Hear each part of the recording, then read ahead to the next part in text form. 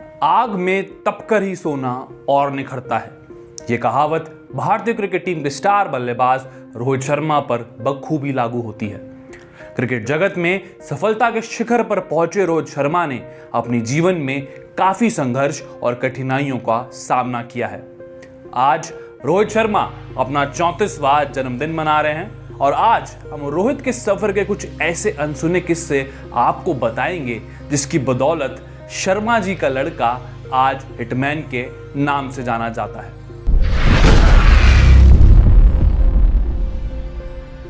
नमस्कार दोस्तों, स्वागत है आप सभी का स्पोर्ट्स टाइगर में। मेरा नाम है अनुज खई। कभी टूटे हुए बल्ले से प्रैक्टिस करने वाले हिटमैन रोहित शर्मा आज 3 बार डबल सेंचुरी मारने वाले दुनिया के एकमात्र बल्लेबाज हैं। महाराष्ट्र के नागपुर में 30 अप्रैल 1987 को जन्मे रोहित का पूरा नाम रोहित गुरुनाथ शर्मा है। रोहित को बचपन से ही क्रिकेट का जबरदस्त शौक था। रोहित टीवी पर कोई भी मैच देखना नहीं छोड़ते थे।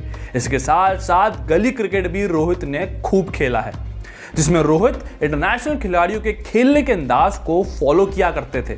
सचिन तेंदुलकर और वीरेंद्र सहवाग रोहित के आइडल हैं।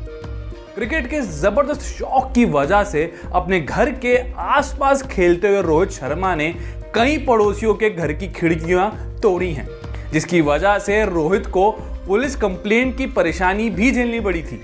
कंडीशन अच्छी नहीं थी, जिसकी वजह से रोहित को पढ़ाई और खेल संबंधित शिक्षा के लिए कई जगह भटकना पड़ा है।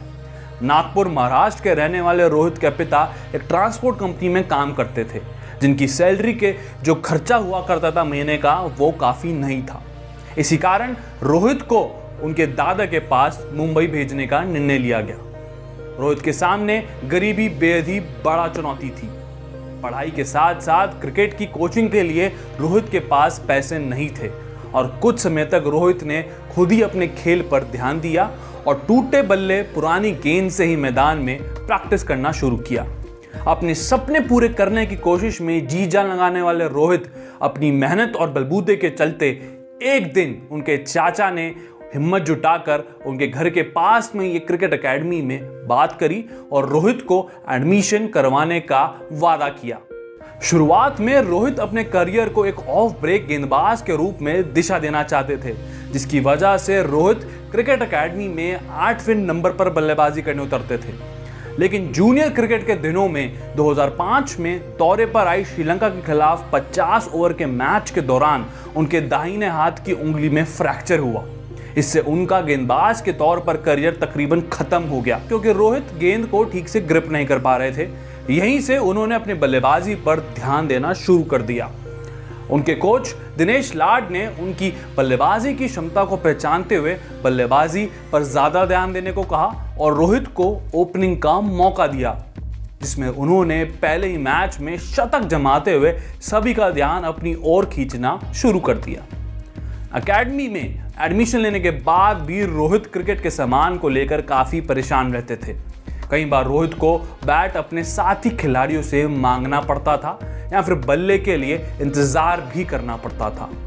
काफी मुश्किलों के बाद रोहित को पहला बल्ला उनके चाचा ने दिलाया, जिसे वे काफी ध्यान से रखते थे। रोहित ने एक इंटरव्यू में बताया है कि बल्ला टूट जाने के डर से वे कई बार खुद को शॉट मारने से रोक लिया करते थे या फिर गलत शॉट खेलने की जगह वे अपने शरीर को आगे कर देते थे ताकि बल्ले को कोई नुकसान ना हो। मैंने अक्सर देखा है कि रोहित शर्मा के नेचुरल टैलेंट का जो टैग है, हमको अक्सर मेन स्ट्रीम मीडिया से लेके चौराहे के पनवाड़ी के जब हम बात करते हैं तो वहाँ पे भी रोहित शर्मा का जिक्र हमेशा देखने को मिलता ही मिलता है।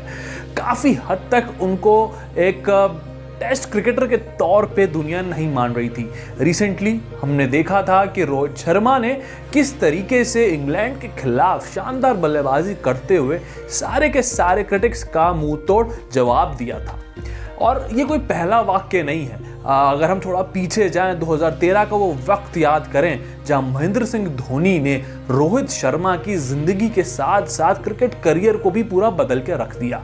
रोहित शर्मा को चैंपियंस ट्रॉफी में ओपनिंग करने का मौका महेंद्र सिंह धोनी ने दिया। शिखर धवन की जोड़ी और रोहित शर्मा ने उस चैंपियंस ट्रॉफी में शानदार बल्लेबाजी करी। सदी शुरुआत भारत को वो देते थे, उसके साथ साथ भारत ने वो चैंपियंस ट्रॉफी भी जीती। एक तरीके से हम ये कह सकते हैं कि रोहित शर्मा का करियर उस चैंपियंस ट्रॉफी के बाद पूरी तरीके से बदल गया। इसके साथ साथ अगर मैं उनकी कप्तानी की बात करूं तो मुंबई इंडियंस के लिए खेलते हैं रोहित शर्मा और कप्तानी भी मुंबई इंडियंस के लिए करते हैं। 5 बार, जी हाँ 5 बार मुंबई को विजेता बना चुके हैं और सबसे सफलतम कप्तान आईपीएल में माने जाते हैं। महेंद्र सिंह धोनी भी उनके बाद जो है उनका जिक्र होता है, क्योंकि जो लेगेसी रोहित शर्मा ने बना दिए 5 खिताब जीत के, एक बहुत बड़ा एक कहीं ना कहीं टफ चैलेंज सभी कप्तानों के लिए देखने को हमको मिलता है। साथ ही साथ अगर मैं बात करूं रोहित शर्मा की तो 3 बार दोहरे शतक वनडे क्रिकेट में लगा चुके हैं। एक सपना ही है किसी भी क्रिकेटर के लिए कि 3 बार अगर आप दोहरा शतक लगाते हैं। मुझे अभी भी वो पारी याद है 209 रनों की बैंगलोर में ऑस्ट्रेलिया के खिलाफ।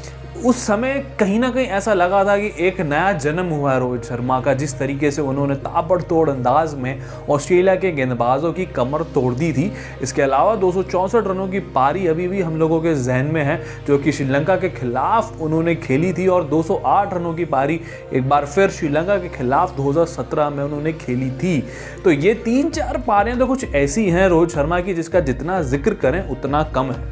हम उम्मीद करते हैं कि स्पोर्ट्स टाइगर की तरफ से एक छोटा सा ट्रिब्यूट रोहित शर्मा के लिए आप लोगों को पसंद आएगा, और उम्मीद करते हैं कि रोहित शर्मा ऐसे ही भारत के लिए ढेरों रन बनाते रहें। और महानतम बल्लेबाजों में जो जिक्र होता है उनमें से रोहित शर्मा का नाम विराट कोहली के साथ ही आता है। तो उम्मीद करते हैं कि रोहित शर्मा ऐसे ही भारत के लिए ढेरों रन बनाते रहेंगे और भारत का नाम रोशन करते रहेंगे। इस वीडियो में फिलहाल इतना ही।